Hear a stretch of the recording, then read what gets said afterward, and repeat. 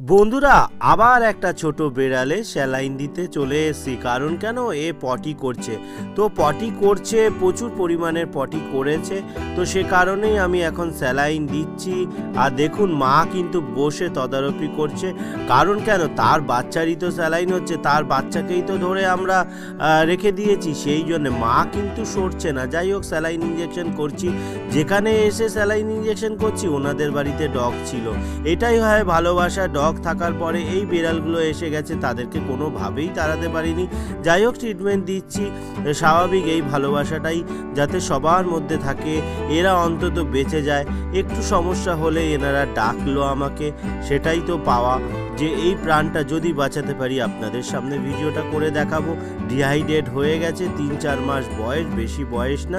যাই হোক, ভিডিওটা শেয়ার করুন, নেক কাজের পাশে থাকুন, আশীর্বাদ করুন আমি যেন আরও ভালো কাজ করতে পারি। সবাই